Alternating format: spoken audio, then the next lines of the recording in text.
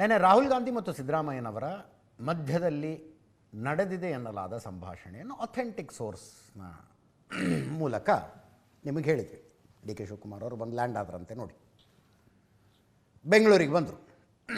ರಣದೀಪ್ ಸಿಂಗ್ ಸುರ್ಜೇವಾಲಾ ಅವರು ಬಂದಿದ್ದಾರೆ. ಅವರು ಈಗ ಮುಖ್ಯಮಂತ್ರಿಗಳ ಮನೆಗೆ ಬಂದರಂತೆ. ಅವ್ರ ಜೊತೆ ಅನೇಕ ಜನ ಸಚಿವರೆಲ್ಲ ಬಂದಿದ್ದಾರಂತೆ. ಇವೆಲ್ಲ ಡೆವಲಪ್ಮೆಂಟ್ ಆಗ್ತಾ ಇರ್ತವೆ. ರಾಹುಲ್ ಗಾಂಧಿ ಸಿದ್ದರಾಮಯ್ಯನವರ ಮಧ್ಯದಲ್ಲಿ ನಡೆದ ಮಾತುಕತೆ ಅಥೆಂಟಿಕ್ ಸೋರ್ಸ್ನ ಮೂಲಕ ನಿಮಗೆ ಹೇಳಿದ್ವಿ. ಅಲ್ಲಿ ರಾಹುಲ್ ಗಾಂಧಿಯವರು ಇನ್ನೂ ಒಂದೆರಡು ಮಾತು ಹೇಳಿದ್ದಾರೆ. ನಿಮ್ಮ ಮಗನಿಗೆ ಒಳ್ಳೆ ಸ್ಥಾನಮಾನ ಕೊಟ್ಟು ಚೆನ್ನಾಗಿ ನಡೆಸ್ಕೊಳ್ತೀವಿ, ಉಳಿದಂತೆ ನಿಮ್ಮ ಮಾರ್ಗದರ್ಶನದಲ್ಲಿ ಮುಂದಿನ ಸರ್ಕಾರ ನಡೆಯುತ್ತೆ, ಅದೆಲ್ಲ ಹೇಳಿದ್ದಾರೆ. ಸಿದ್ದರಾಮಯ್ಯನವರು ಅದನ್ನು ಕೇಳಿಯೂ ಕೇಳದವರಂತೆ ಇದ್ದರು.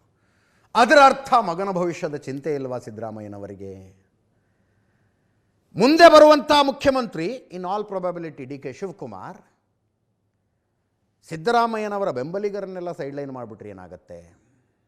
ಹಾಗೆಲ್ಲ ಮಾಡೋದಿಲ್ಲ ಅನ್ನೋದು ಸಿದ್ದರಾಮಯ್ಯನವ್ರಿಗೂ ಗೊತ್ತ್ರಿ. ಮುಂದಿನ 2 ವರ್ಷಗಳ ಕಾಂಗ್ರೆಸ್ ಸರ್ಕಾರ ಇದೆಯಲ್ಲ, ಈ ಕಾಂಗ್ರೆಸ್ ಸರ್ಕಾರಕ್ಕೂ ಸಿದ್ದರಾಮಯ್ಯನವರ ಅಭಯ ಇದೆ ಅನ್ನುವ ಮೆಸೇಜ್ ಹೋಗ್ತಾ ಇರಬೇಕು. ಇಲ್ಲದೆ ಹೋದರೆ 2028ಕ್ಕೆ ಒದ್ದಾಟ ಆಗುತ್ತೆ.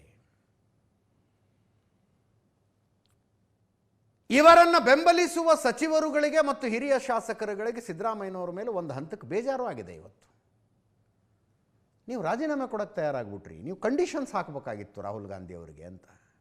ಎಂತಿಂಥವ್ರು ಕ್ಯಾಬಿನೆಟ್ನಲ್ಲಿ ಇರಲೇಬೇಕು, ಇವ್ರನ್ನ KPCC ಅಧ್ಯಕ್ಷ ಸ್ಥಾನಕ್ಕೆ ತಗೊಂಬನ್ನಿ, ನಿಗಮ ಮಂಡಳಿ ಇಂತಿಂಥವ್ರದ್ದು ಇರಬೇಕು, ಇವ್ರಿಗೆ ತೊಂದರೆ ಕೊಡಬೇಡಿ ಅಂತ ನೀವು ಕಂಡೀಷನ್ ಹಾಕಬೇಕಾಗಿತ್ತು ಅಂತಾರೆ.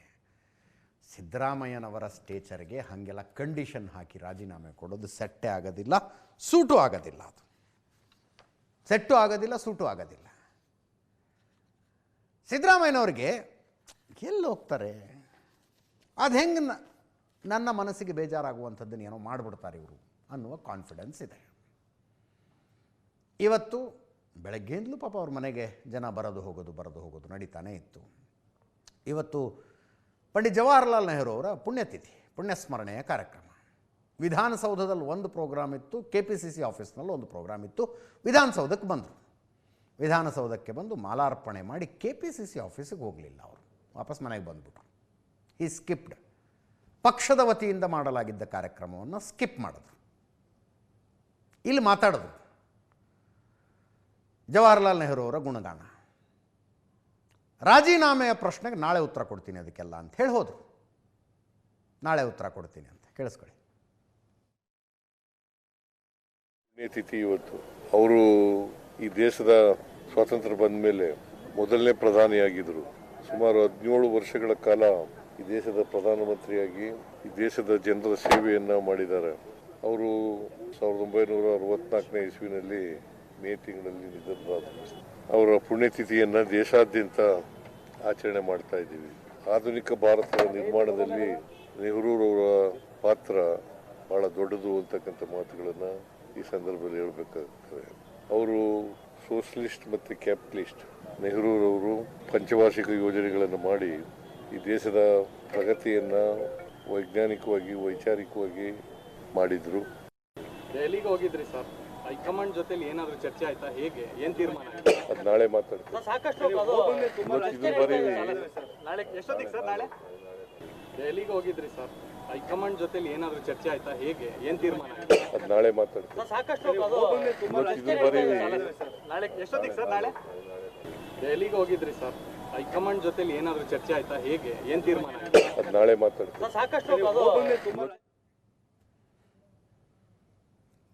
ಇನ್ಯಾವುದೋ ಚಾನಲಲ್ಲಿ ಸುದ್ದಿ ನೋಡ್ತಾ ಇದ್ನಪ್ಪ ನಾನು. ಹಿಂಗೆ ಸಿದ್ದರಾಮಯ್ಯನವ್ರು ಹಿಂಗೆ ಕೈ ಮಾಡಿದ್ದನ್ನು ಮಾರ್ಕ್ ಮಾಡಿ ತೋರಿಸ್ತಾ ಇದ್ರು. ಇನ್ನು 1 ದಿವಸ ಅಂತ ಹೇಳಿದ್ರು ಸಿದ್ದರಾಮಯ್ಯನವರು ಅಂತ. ಈ ಬೈಟ್ ಈಗ ನೋಡಿದೆ ನಾನು. ಅವ್ರು ಹೇಳಿದ್ದು ಇವತ್ತಿಂದು ಬರೀರಿ, ಅದನ್ನು ನಾಳೆ ಮಾತಾಡ್ತೀನಿ ಅಂದರು.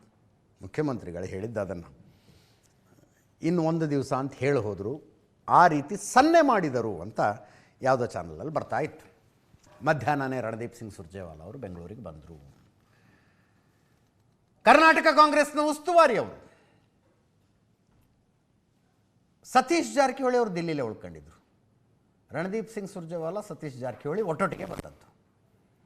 ನೀವು ಹೈಕಮಾಂಡ್ ಮಾತು ಕೇಳಿಬಿಟ್ರೆ ನಾವು ನೆನ್ನೆಯಿಂದನೂ ಗಂಟ್ಲು ಹರ್ಕತಾ ಇರೋದೆಲ್ಲ ಶುದ್ಧ ಸುಳ್ಳು ಅಂತ ಅರ್ಥ ಆಗುತ್ತೆ. ಅವ್ರು ಹೇಳೋದು ಕೇಳಿಬಿಟ್ರೆ ಕೆ ಸಿ ವೇಣುಗೋಪಾಲರು ಹೇಳಿಲ್ವೇ ರಾಜ್ಯಸಭೆಗೆ ಯಾರನ್ನು ಕಳಿಸ್ಬೇಕು ಅಂತ ಚರ್ಚೆ ಮಾಡಿದ್ದೀವಿ ನಾವು ಅಂತ.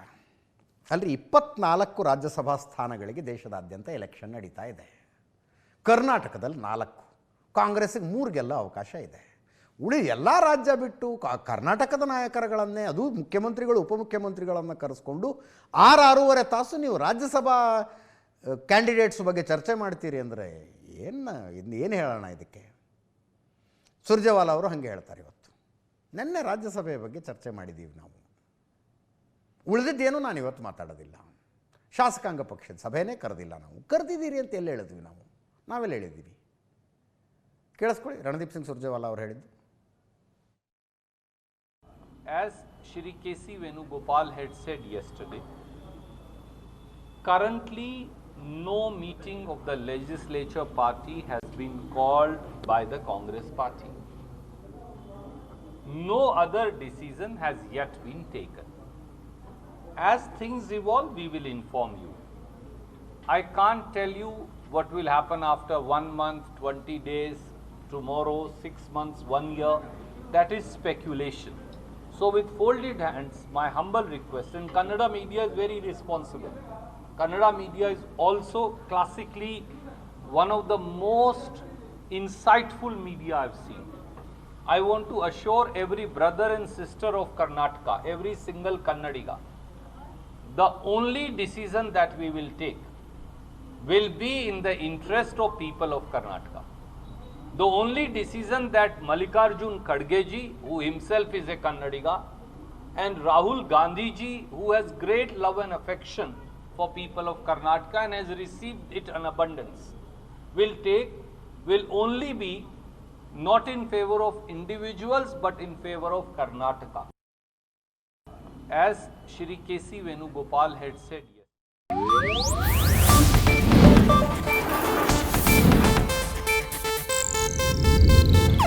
ಇದು ಏಷ್ಯಾನೆಟ್ ನ್ಯೂಸ್ ನೆಟ್ವರ್ಕ್ ಪ್ರಸ್ತುತಿ.